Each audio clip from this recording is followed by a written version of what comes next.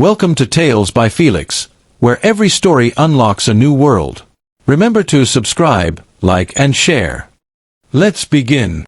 The Adriatic Sea stretched endlessly before the Petrova mansion, a restless expanse of turquoise and sapphire that shimmered under the relentless Croatian sun. The mansion itself, a sprawling edifice of marble and glass, clung to the cliff's edge like a crown jewel, its opulence a testament to Viktor Petrova's shipping empire. Inside, the air was heavy with the scent of polished wood and jasmine, but to Anya Petrova, it was a gilded prison. At 22, Anya was the sole heir to her father's fortune, a role that came with suffocating expectations. Her days were a monotonous parade of private tutors drilling her in languages, etiquette, and art history, interspersed with charity galas where she smiled politely at men who saw her as a prize to be won. Her father's voice, deep and commanding, echoed in her mind, "You are a Petrova, Anya. You carry our legacy." Yet, the legacy felt like a noose.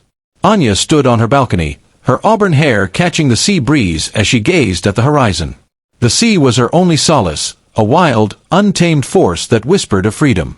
She leaned against the wrought iron railing, her emerald eyes tracing the waves as they crashed against the rocks below. Somewhere out there, beyond the gilded bars of her life, was a world she longed to touch. "Miss Anya!" The sharp voice of Fräulein Hilda, her governess, sliced through her reverie. "You're late for your French lesson. Monsieur Dubois does not appreciate tardiness." Anya turned, her silk dress rustling. "I was just taking a moment," she said, her voice soft but edged with defiance. "A moment." Fräulein Hilda's lips pursed, her gray eyes narrowing. "Your father pays handsomely for your education. Moments are for those with nothing to lose." Anya swallowed a retort and followed the governess inside, the cool marble halls swallowing her like a tomb. As she sat through another hour of conjugating verbs, her mind wandered back to the sea. She imagined diving into its depths, shedding the weight of her father's expectations like a too-heavy cloak. That evening, at yet another gala, Anya stood beside her father, a vision in a sapphire gown that matched the sea she loved. Viktor, imposing in his tailored suit, was deep in conversation with a potential business partner, a man with a sharp jaw and sharper ambitions. "Anya, this is Dmitry Volkov," Viktor said, his tone leaving no room for refusal. "He's expanding his trade routes through the Mediterranean." Dmitry's smile was calculated, his eyes appraising her like a rare artifact. "A pleasure, Miss Petrova. Your father speaks highly of you." Anya forced a smile. "Thank you, Mr. Volkov. I'm sure he speaks highly of his ships as well." Viktor's laugh was a low rumble, but his eyes warned her to behave. The conversation droned on, and Anya's thoughts drifted to the sea again, its call louder than the clinking glasses and hollow pleasantries. She excused herself, claiming a headache, and slipped back to her balcony. There, under the stars, she whispered to the waves, "One day, I'll find a way out." The next afternoon, the heat was oppressive, a thick blanket that pressed against the mansion's walls. Anya, desperate to escape another embroidery lesson, Fräulein Hilda's latest attempt to mold her into a proper lady, slipped out to the gardens. The ancient olive trees, their gnarled branches twisted by centuries of wind, offered a sliver of shade. She wandered closer to the cliff's edge than she'd ever dared, her heart pounding with a mix of fear and exhilaration. Through a gap in the trees, she saw it, a hidden cove below, its waters of vibrant azure that seemed to pulse with life. And there, on a narrow strip of sand, was a young man. His skin was bronzed by the sun, his dark hair tousled by the breeze. He sat cross-legged beside a colorful fishing boat, his hands deftly mending a net. A jaunty whistle carried faintly on the wind, carefree and alive in a way Anya had never known. She crouched behind a tree, her breath catching. Who was he? His world, so different from hers, seemed to hum with a quiet joy. The boat, painted in bold reds and blues, bobbed gently, its hull scratched but sturdy. The man's shirt was rolled up to his elbows, revealing strong forearms, and his movements were precise, practiced. He was utterly unaware of her gaze, lost in his work and his tune. Anya's heart raced. She'd never seen anyone like him, not among the polished suitors her father paraded before her. There was something raw, something real about him. She lingered until the sun dipped lower, casting the cove in a golden glow. When she finally tore herself away, the image of the fisherman burned in her mind, a spark of curiosity igniting a fire she didn't yet understand. Back at the mansion, dinner was a tense affair. Viktor was preoccupied, discussing trade routes with an advisor, but his eyes flicked to Anya, noting her distraction. "You're quiet tonight," he said, his voice a low warning.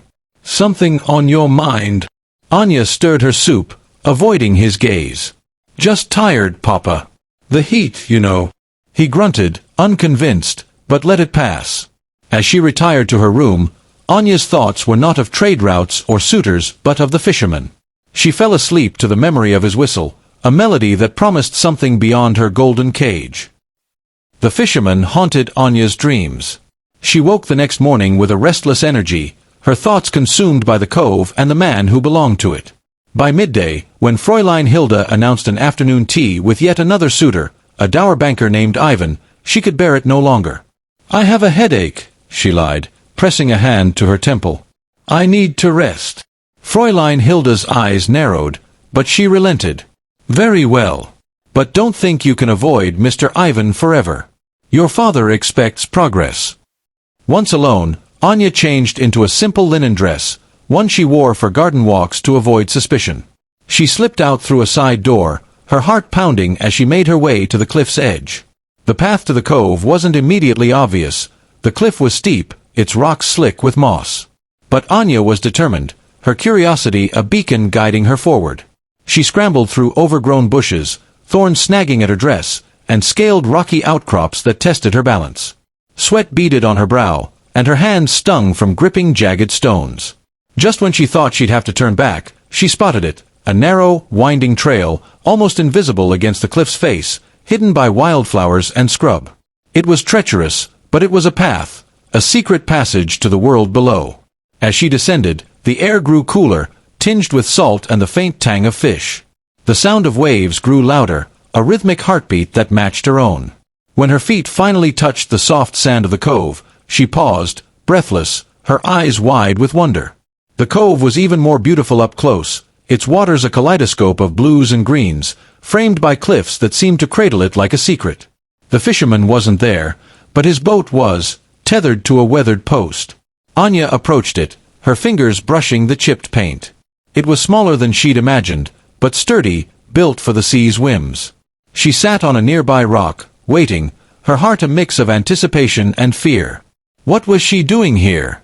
This was madness, yet she couldn't turn back. The crunch of footsteps on sand snapped Anya out of her thoughts.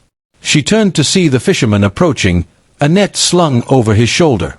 His eyes, a deep blue-gray like the sea at dusk, widened in surprise. For a moment, they stared at each other, the only sound the gentle lapping of waves. "Well, hello there," he said, his voice warm and tinged with amusement. He dropped the net and wiped his hands on his trousers, a slow, easy smile spreading across his face. "Lost your way, princess?" Anya flushed, unaccustomed to such directness. "I'm not a princess," she said, standing straighter. "And I'm not lost. I wanted to see the cove." He raised an eyebrow, his smile widening. "The cove, huh? Most folk from up there," he jerked his head toward the cliff, "don't bother with places like this. Too much dirt, not enough chandeliers." Anya bristled, but his teasing wasn't cruel. "Maybe I'm not like most folk," she shot back, surprising herself with her boldness. He laughed, a rich, unguarded sound that echoed off the cliffs. "Fair enough. I'm Leo." He extended a hand, calloused and strong. "And you are?" "Anya," she said, hesitating before taking his hand. His grip was firm, grounding, and for a moment, the chasm between their worlds seemed to shrink. "Anya," he repeated, testing the name. "Suits you. So, what brings you down here, Anya?" "Bored of the big house." She glanced at the mansion looming above, its windows glinting like judgmental eyes. "Something like that," she admitted. "I saw you yesterday, working on your net. You looked free." Leo's smile softened. "Free? Maybe. The sea's a tough mistress, but she's honest. No pretense, no expectations. Just you and the waves." Anya envied the simplicity of his words. "I don't know what that's like," she said quietly, her eyes on the water. "My life is planned. Every moment, every choice. He studied her, his gaze thoughtful. Sounds like a cage, even if it's a fancy one. Ever thought about breaking out? She met his eyes, startled by the question. All the time, she whispered, the truth slipping out before she could stop it. Leo nodded, as if he understood more than she'd said. Well, you're here now. Want to see how the other half lives? I could use a hand with this net. Anya hesitated, then nodded. For the first time in years, she felt the thrill of a choice that was hers alone. Their meetings became a secret ritual, a rebellion against the suffocating order of Anya's life. She'd slip away whenever she could, trading her silk gowns for linen dresses that didn't catch on thorns. The path to the cove became familiar, each step a defiance of her father's world. Down in the cove, Leo welcomed her with that same easy smile, as if her presence was the most natural thing in the world. He taught her the ways of the sea with a patience that surprised her. Hold the hook like this, he said one afternoon, guiding her fingers as she fumbled with a fishing line. His hands were warm, steady, and she felt a flush that had nothing to do with the sun. It's slippery, she laughed, nearly dropping the bait. How do you do this every day? Practice, he said, grinning. And a stubborn streak. You've got one of those, I reckon. She raised an eyebrow. Oh. And how would you know? You climbed down that cliff, didn't you? Takes guts to leave a palace for a place like this. Anya smiled, the sound of his laughter mingling with the waves. They worked side by side, mending nets and cleaning fish, their conversations flowing as easily as the tide. She told him about the books she read, Dostoevsky's brooding heroes, Austen's sharp-witted heroines, and he listened, his eyes bright with curiosity. You read all that, he said one day, leaning back against his boat as they shared a meal of grilled fish and sun-ripened figs. What's the point of all those stories? They're escapes, she said, picking at a figure. They let me live lives I'll never have. Leo's expression softened. You don't need books for that, Anya. You're here, aren't you? Living a little. She looked at him, the weight of his words sinking in. With you I am, she said, her voice barely above a whisper. He didn't reply, but his smile was answer enough. As the sun dipped below the horizon, painting the cove in hues of gold and crimson, Anya realized something had changed within her. The sea, Leo, this hidden world, they were awakening a part of her she'd long buried. For the first time, laughter wasn't just a sound but a feeling, filling the spaces where her loneliness had lived. As she climbed back up the cliff that evening, her heart was lighter, but a new fear flickered within her.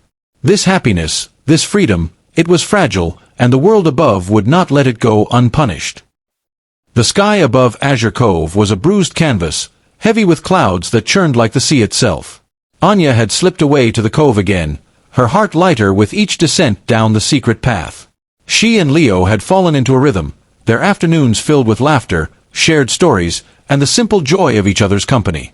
But today, the air felt charged, the wind carrying a restless energy that mirrored her own. Leo was repairing a torn sail when she arrived, his brow furrowed in concentration. Storm's coming, he said without looking up, his voice low but calm. Big one, by the look of it. Anya glanced at the horizon, where dark clouds swallowed the sun. Should we head back? She asked, though the thought of returning to the mansion made her chest tighten. He shook his head, securing the sail with a deft knot. Too late for that. Path'll be slick as eel skin soon. You're stuck with me, princess. She rolled her eyes at the nickname but couldn't suppress a smile. Fine. But don't expect me to bail out your boat if it sinks. He laughed, the sound warm against the growing howl of the wind. Deal. Come on, help me batten down before this hits. They worked together, securing the boat and stowing his fishing gear in a small wooden shed tucked against the cliff. The first drops of rain fell, cold and sharp, as thunder rumbled in the distance. Anya's linen dress clung to her skin, and her auburn hair whipped around her face. She felt alive, exhilarated by the raw power of the storm and the thrill of being part of Leo's world. But as the rain intensified, turning the path to the cliff into a muddy cascade, Leo grabbed her hand. Cove's no place to be now. Come with me. He led her to his cottage, a modest stone structure perched just above the high tide line. Inside, it was warm and cluttered, smelling of salt, wood smoke, and dried herbs. A single oil lamp cast a golden glow, revealing a small table, a worn armchair, and a bed tucked in the corner. Anya hesitated at the threshold, her heart pounding, not from fear of the storm outside, but from the one brewing within her. "You sure about this?" she asked, her voice barely audible over the rain hammering the roof. Leo's eyes, the color of the sea at dusk, met hers. "You're safer here than out there. Besides, I make a mean fish stew." "Hungry?" She nodded, grateful for the distraction. As he busied himself at a small stove, Anya sat by the lamp, her fingers tracing the grain of the table. The storm raged outside, but inside, a different kind of energy pulsed, a quiet, unspoken connection that made her both nervous and alive. Over bowls of steaming stew, they talked. "Ever been in a storm like this?" Leo asked, leaning back in his chair, his casual ease a stark contrast to her racing thoughts. "Not like this," she admitted. "Up at the mansion, storms are just noise. Something to wait out behind glass." He chuckled. "Glass can't hold back the sea. Down here, you feel it. Every gust, every wave. Makes you respect it." Anya sipped her stew, savoring its warmth. "You love it, don't you? The sea, I mean." "Always have," he said, his voice softening. "It's home. Doesn't care who you are or what you've got. Just asks you to show up and try." She envied that simplicity, that freedom. "I wish I could live like that," she said, her words spilling out before she could stop them. "No expectations, no plans laid out for me." Leo studied her, his gaze steady. "What's stopping you, Anya? Really?" She opened her mouth to answer, but the words caught in her throat. Her father's face flashed in her mind, his stern jaw, his unyielding will. "Everything," she whispered. "My father, my name, my cage." The lamp flickered, casting shadows across Leo's face. "Cages can be broken," he said quietly. "Takes courage, but you've got that. I see it." Her breath hitched. In that moment, with the storm howling and the world reduced to this small warm room, she felt seen in a way she never had before. The air between them crackled, and she wondered what it would be like to close the distance, to let this storm inside her take over. The rain pounded the cottage all night, a relentless drumbeat that drowned out the world above. Anya and Leo talked for hours, their voices weaving through the storm's roar. She told him about her childhood, how her mother's soft lullabies had been replaced by her father's lectures on duty. She confessed her dreams of painting, of traveling to places where no one knew the name Petrova. Leo listened, his eyes never leaving her face. He shared his own stories, of his father teaching him to read the tides, of nights spent under the stars with nothing but the sea for company. "Never wanted much," he said, leaning forward, elbows on the table. "Just a boat, a good catch, and someone to share it with." Anya's heart skipped. "Someone?" she asked, her voice teasing but curious. He grinned, a little sheepish. "Yeah, well, haven't found her yet. See's a jealous lover, you know." She laughed, but the sound was tinged with longing. What would she be like, this someone? Leo's gaze softened, and for a moment, he seemed to weigh his words. "She'd be brave," he said finally. "Curious. Someone who sees the world not for what it is, but what it could be. Someone who'd climb down a cliff just to see a cove." Anya's cheeks warmed, and she looked away, suddenly shy. The storm had quieted to a steady patter, but inside, a new kind of storm brewed, a mix of hope and fear that made her feel both weightless and anchored. As dawn broke, the sky clearing to a pale pink, Anya knew she had to return. "I should go," she said, reluctant. "They'll be looking for me." Leo nodded, standing to open the door. The air was fresh, heavy with the scent of wet earth and salt. "You'll come back, right?" he asked, his tone light but his eyes serious. She met his gaze, her heart full. "I will," she said, and in those two words, an unspoken promise formed, a vow that whatever lay ahead, they would face it together, however impossible it seemed. Anya's return to the mansion was a jarring shift from the warmth of Leo's cottage. The marble halls felt colder, the air thick with scrutiny. Fräulein Hilda was waiting, her lips a thin line of disapproval. "Where have you been, Miss Anya?" she demanded, her voice sharp as a blade. "Your father was worried sick. A storm like that, and you vanish." I was caught in the rain, Anya lied, her voice steady despite the guilt gnawing at her. I took shelter in the gardens. Hilda's eyes narrowed, but she didn't press further. Your father wishes to see you. No. Viktor Petrova sat in his study, a cavernous room lined with books he never read and maps of trade routes that defined his empire. His presence filled the space, his broad shoulders and iron-gray hair commanding attention. Anya, he said, his voice deceptively calm, where were you last night? Her fingers tightened around the edge of her skirt. I told Fräulein Hilda. I was in the gardens, caught by the storm. His gaze pierced her, searching for cracks in her story. You've been different lately, he said, leaning forward. Distracted. Defiant. What's changed? Anya's heart raced, but she held his stare. Nothing, Papa. I'm just tired of the same routines. He grunted, unconvinced. You're a Petrova. Routines are our strength. Don't forget what's at stake, our name, our legacy. She nodded, the weight of his words pressing down like the walls of her cage. As she left the study, she felt the whispers of the household staff, their eyes following her with curiosity and suspicion. The mansion, once a symbol of security, now felt like a trap closing around her. That evening, at dinner, her mother, Ilara, watched her with quiet concern. You seem brighter, Ilara said softly, her delicate hands folded in her lap. Is there something you're not telling me, darling? Anya's smile was strained. Just glad the storm's passed, Mama. But the storm hadn't passed. It was only beginning. Days turned into weeks, and Anya's visits to the cove became her lifeline. Each meeting with Leo deepened their bond, their conversations a tapestry of dreams and laughter. One moonlit night, with the sea whispering secrets and the stars bright overhead, Leo led her to the water's edge. The sand was cool beneath their feet, the waves gentle as they lapped at the shore. Got something for you, Leo said, his voice unusually serious.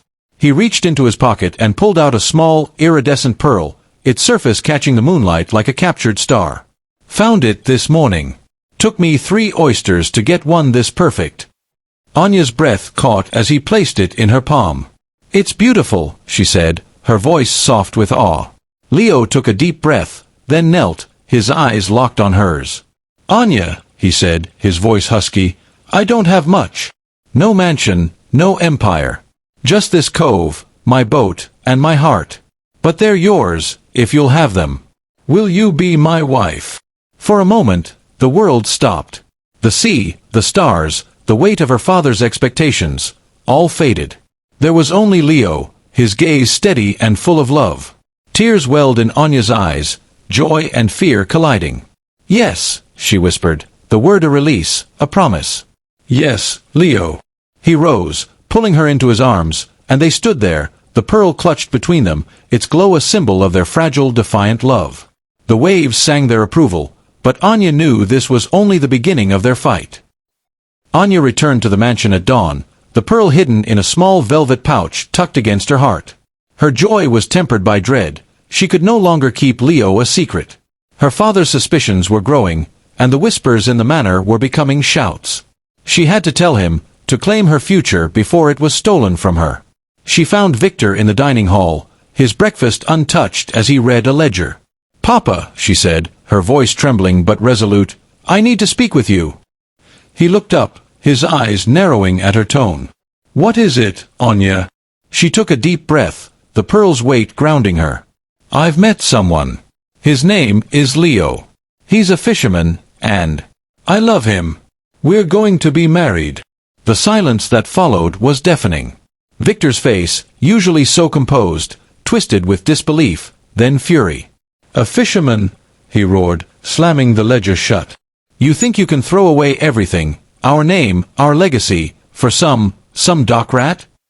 He's not a rat, Anya said, her voice rising. He's kind, honest, and he loves me for who I am, not what I represent. Viktor stood, towering over her. You're a Petrova, he said, each word a hammer blow. You don't marry beneath you. This ends now. Anya's hands clenched, the pearl digging into her palm. It's my life, Papa. I won't let you choose it for me. His eyes blazed, and for the first time, Anya saw not just anger but fear. Fear of losing control, of losing her. "You will regret this," he said, his voice low and dangerous. "I'll make sure of it." As she fled the dining hall, tears streaming down her face, Anya knew the battle had just begun. But the pearl in her hand, and the memory of Leo's proposal, gave her the strength to fight for the life she wanted. A life by the sea, with a man who had set her heart free. The Petrova mansion, once a symbol of unassailable power, now felt like a fortress under siege. Anya stood in the grand foyer, her heart pounding as Viktor's words from the dining hall echoed in her mind.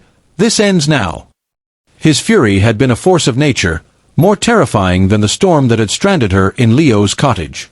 The pearl, still hidden in its velvet pouch, pressed against her chest, a quiet reminder of her resolve. Viktor summoned her to his study that evening, the room dim despite the chandelier's glow.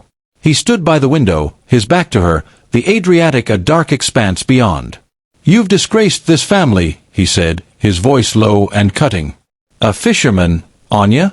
Do you think I built this empire for you to throw it away on a nobody?" "He's not a nobody," Anya said, her voice steady despite the tremor in her hands.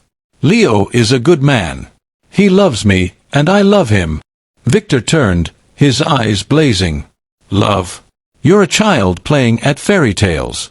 This Leo sees you as a ticket to wealth, nothing more. Men like him don't marry up out of love, they do it for power." Anya's fists clenched. "You don't know him. He doesn't care about your money or your name. He cares about me." Her father's laugh was a harsh bark. "Naive girl. I've seen men like him, opportunists who prey on wealth. You will not see him again. I forbid it. Forbid it." Anya's voice rose, defiance sparking. "I'm not a child, Papa. You can't lock me away." Viktor stepped closer, his presence overwhelming. "I can and I will. You're a Petrova. Your marriage will secure alliances, strengthen our legacy. I've already arranged a meeting with Dmitry Volkov. He's a man of substance, not some dockside dreamer."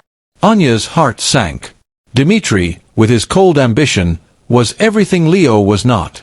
"I won't marry him," she said, her voice trembling but firm. "I choose Leo." Viktor's face darkened, a storm cloud ready to break. "Then you choose ruin. If you persist, I'll ensure that boy's life is destroyed.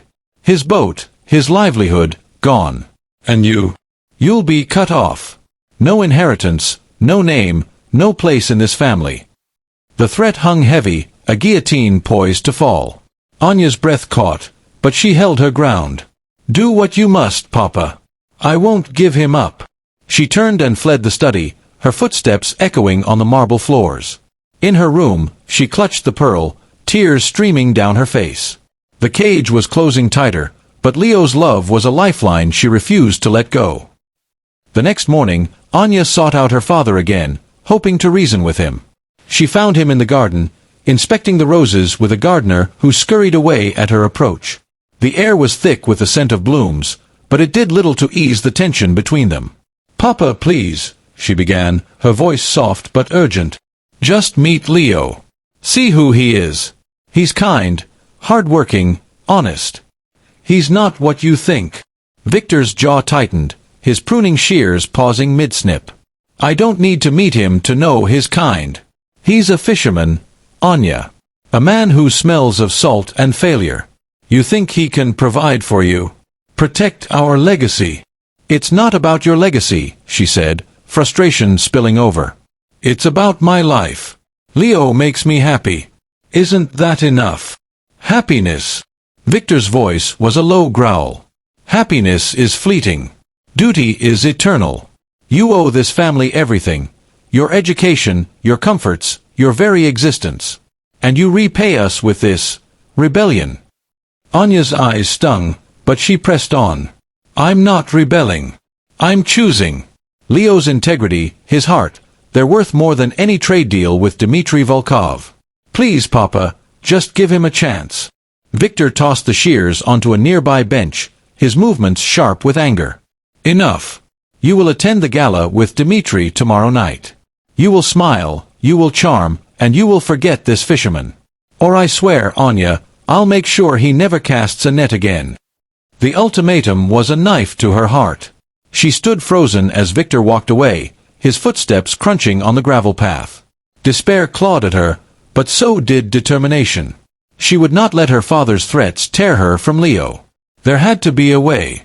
That afternoon, she slipped a note to a sympathetic housemaid, Maria, who had once confided her own forbidden love for a stable hand.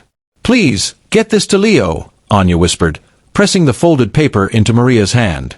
The note was simple. "Meet me at the cove tomorrow at midnight. We'll find a way." Maria's eyes softened with understanding. "Be careful, miss," she said. "Your father's men are watching." Anya nodded, her resolve hardening. The cove was her sanctuary, and Leo was her future. She would fight for both. Anya's mother, Ilara, was a ghost in the Petrova mansion, her presence soft and fleeting against Viktor's commanding shadow. That evening, as Anya prepared for bed, Ilara knocked softly on her door. "May I come in?" she asked, her voice barely above a whisper. Anya nodded, surprised. Ilara rarely sought her out alone. Her mother entered, her delicate frame draped in a silk shawl, her eyes reflecting a quiet sorrow. "Anya," she said, sitting on the edge of the bed, "tell me about this boy. This Leo." Anya hesitated, then sat beside her, the pearl pouch hidden in her palm. "He's kind, Mama. He listens to me, makes me laugh. He doesn't care about Papa's wealth or our name. He just sees me." Ilara's lips trembled, a faint smile breaking through. "That sounds beautiful, darling. But your father," she trailed off, her hands twisting the shawl. "He's a hard man, but he loves you. He believes he's protecting you." "Protecting me?" Anya's voice cracked. "He's suffocating me. He wants to marry me to Dmitry Volkov, a man who looks at me like I'm a contract to be signed." Ilara's eyes filled with tears. "I know," she whispered. "I married your father for duty, not love. It was a different time, but I don't want that for you. But defying him comes at a cost, Anya. He's not a man who bends." Anya's heart ached at her mother's confession. "Then help me, Mama. Talk to him. Make him understand." Ilara shook her head, her expression anguished. "I've tried before, in my own way. He doesn't listen. I'm afraid for you, for what he might do to this boy." Anya reached for her mother's hand, squeezing it. "I'm afraid too. But I can't give up. Leo's worth it." Ilara pulled her into a hug, her embrace fragile but fierce. "Be strong, my love," she whispered.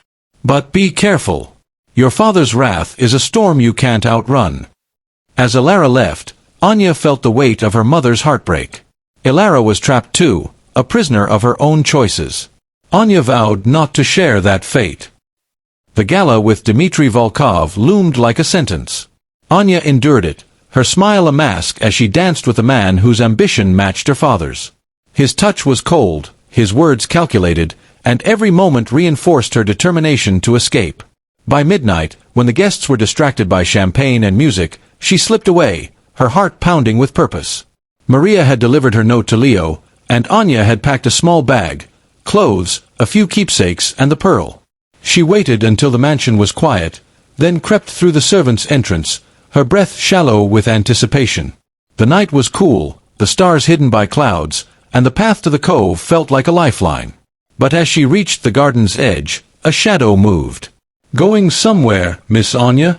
The voice was gruff, belonging to Ivan, one of her father's guards. Two more men emerged, their faces stern in the moonlight. Anya froze, her bag slipping from her shoulder. I was just taking a walk," she stammered, but her voice betrayed her. Ivan's eyes narrowed. "Your father thought you might try something foolish. Back inside now." Anya's heart sank as they escorted her back to the mansion, her escape thwarted before it began. Viktor was waiting in the foyer, his face a mask of cold fury. "You thought you could run," he said, his voice low and dangerous. "You're my daughter, Anya. You don't get to choose your cage." She glared at him, tears burning her eyes. "It's not a cage if I choose it myself. You can't keep me here forever."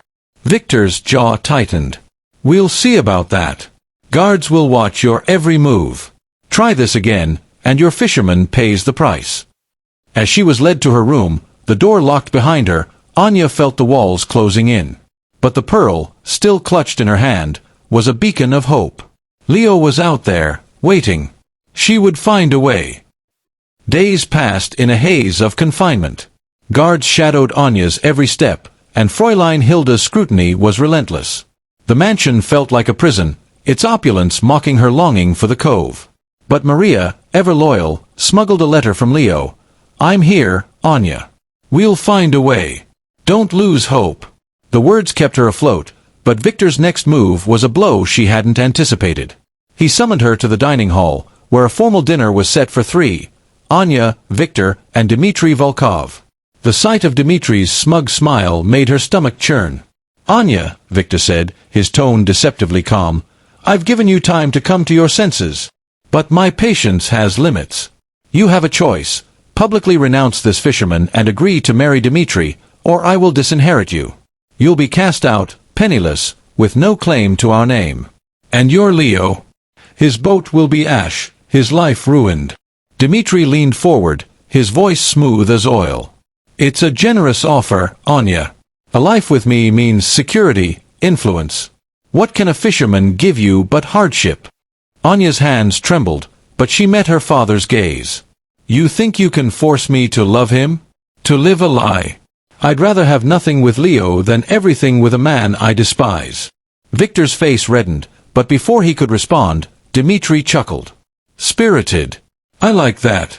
But you'll see reason, Anya. Everyone does, in time." She stood, her chair scraping the floor. "I'll never see reason your way. I choose Leo, no matter the cost." As she stormed out, Viktor's voice followed her. "You have 1 week to decide. After that, there's no turning back." In her room, Anya sank to the floor, the pearl her only comfort. The ultimatum was clear: her love or her legacy.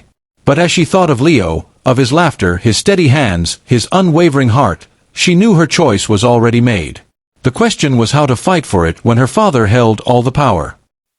The Petrova mansion was a gilded prison, its marble halls echoing with Anya's defiance and Viktor's ultimatums. Locked in her room, Anya clutched Leo's latest letter, smuggled by Maria. "I'm working on something, Anya. Trust me. We'll be together." The words were a lifeline, but the weight of her father's threat, disinheritance, Leo's ruin, pressed down like a storm cloud. She felt trapped, a bird beating its wings against bars it could not break. A soft knock at her door startled her. She hid the letter beneath her pillow as the door creaked open, revealing not Fräulein Hilda or a guard, but her grandmother, Sophia. At 75, Sophia Petrova was a formidable figure, her silver hair pulled into a tight bun, her eyes sharp as sea glass. She rarely intervened in family matters, preferring her quiet suite filled with books and memories. But now, she stood tall, her cane tapping the floor with purpose. "Anya," Sophia said, her voice low but commanding, "we need to talk." Anya rose, wary but curious. "Grandmother, what are you doing here?" Sophia closed the door, her gaze sweeping the room as if checking for spies. "I've watched this family tear itself apart over pride before," she said, settling into a chair. "Your father's stubbornness, your mother's silence, it's a pattern I know too well. But you, child, you're different. You have fire." Anya's throat tightened. "Papa's going to disown me if I don't renounce Leo. He wants me to marry Dmitry Volkov, a man I can't stand." Sophia's lips curled into a wry smile. "Dmitry Volkov is a snake in a suit. I've met his kind before. But you're Leo, tell me about him." Anya hesitated, then poured out her heart. She spoke of the cove, of Leo's laughter, his calloused hands mending nets, his dreams of a simple life by the sea. She showed Sophia the pearl, its iridescent glow catching the lamplight. "He gave me this," she said, her voice trembling. "He's not after Papa's money. He loves me." Sophia studied the pearl, her expression softening. "I was your age once, you know. I loved a man, a painter, not a fisherman. My father forbade it, just as Viktor forbids you. I obeyed, married your grandfather for duty. It's a choice I've regretted every day." Anya's eyes widened. "You never told me." Sophia's gaze grew distant. Some stories hurt too much. But I see you, Anya, and I see myself. I won't let you repeat my mistake. She leaned forward, her voice fierce. I'll speak to your father. He's forgotten what love means, but I haven't. Be ready, child. This fight isn't over. As Sophia left, Anya felt a spark of hope. Her grandmother's words were a crack in the cage, a promise that she wasn't alone. The next morning, Sophia confronted Viktor in his study, her presence a quiet storm. Anya, summoned to join them, stood by the door, her heart pounding. Viktor's face was a mask of irritation, but Sophia's voice cut through like a blade. You're a fool, Viktor, Sophia said, her cane tapping the floor for emphasis. You think you're protecting Anya, but you're strangling her spirit. I know, because I let my father do the same to me. Do you want your daughter to live with that kind of regret? Viktor's jaw tightened. This isn't about regret, Mother. It's about duty. Anya's marriage will secure our legacy. This fisherman is a man who loves her, Sophia interrupted. And she loves him. You can't buy that with trade routes or alliances. You loved once, Viktor. Before Ilara, before this empire consumed you. Don't you remember? Viktor flinched, a shadow crossing his face. Anya had never seen him so unsettled. That was different, he said, but his voice lacked its usual conviction. No, it wasn't, Sophia said. You chose duty over love, and it's made you hard.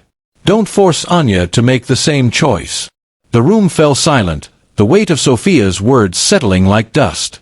Viktor's eyes flicked to Anya, and for the first time, she saw a flicker of doubt. What do you propose? He asked, his tone grudging. A test, Sophia said. Give this Leo a chance to prove himself.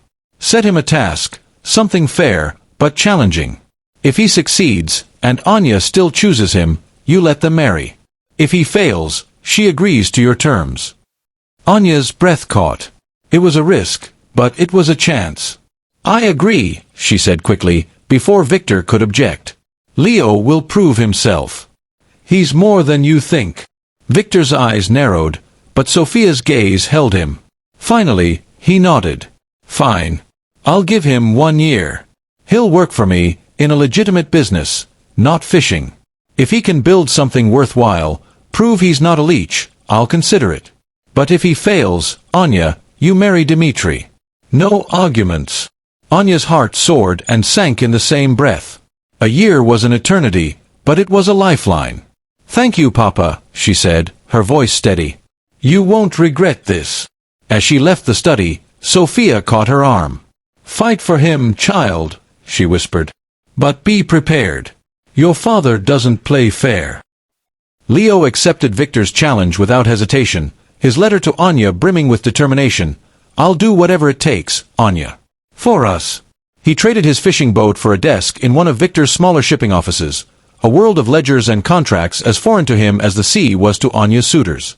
But Leo was no stranger to hard work, and his mind, honed by years of reading tides and winds, proved sharp in new ways.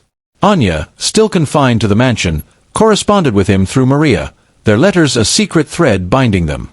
He's learning fast, Maria reported one evening, slipping Anya a note. The other clerks say he's got a knack for numbers, even if he curses the paperwork. Anya smiled, tracing Leo's handwriting. Miss you by the cove.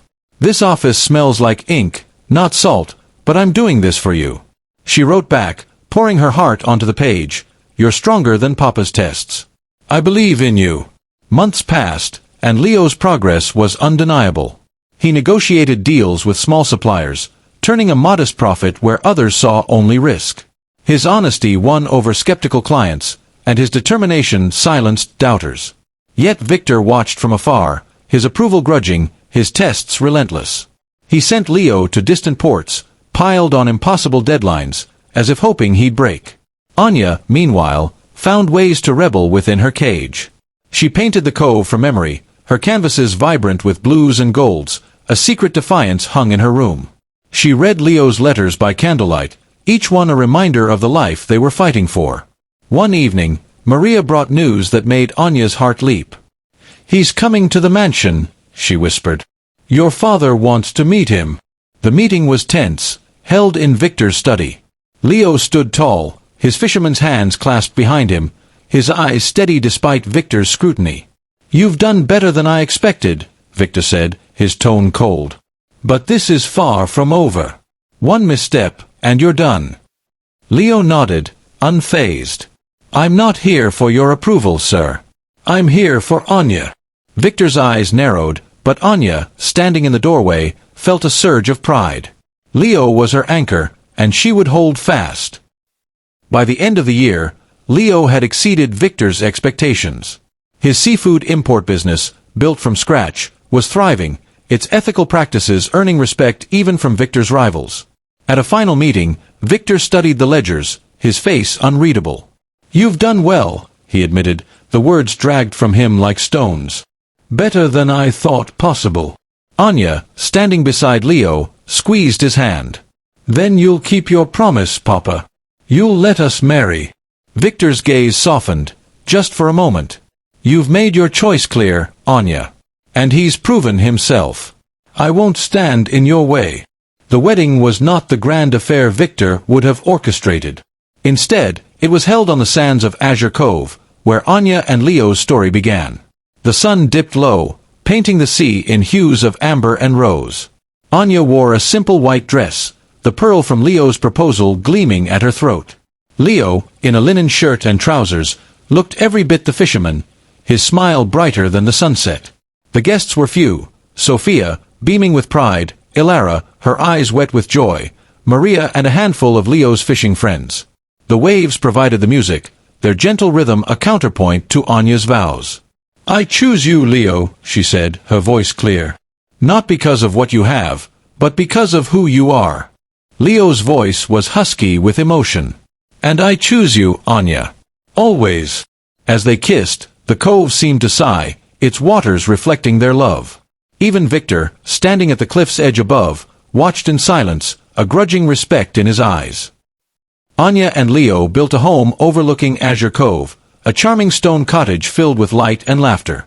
The sea was their constant companion, its scent woven into their days. Anya, free from her golden cage, found her voice, advocating for sustainable fishing practices alongside Leo's business. Her paintings of the cove hung on their walls, each one a testament to her reclaimed freedom. Leo, still a fisherman at heart, took Anya out on his new boat, teaching her to sail as they chased the horizon. Their evenings were spent by the fire, sharing stories and dreams, the pearl a quiet symbol of their journey. Viktor, to everyone's surprise, began visiting the cove. His gruff demeanor softened as he watched Leo work, and he even shared a meal with them, the tension of the past easing into a cautious truce. "You've done well, boy," he said one evening, clapping Leo's shoulder. "But don't think I've gone soft." Anya laughed, her heart light. "Never, Papa." The golden cage was gone, replaced by the boundless freedom of the sea. Anya and Leo's love, forged in defiance and tested by time, was their truest wealth, a life lived on their own terms, with the cove as their witness and the waves as their song. The end.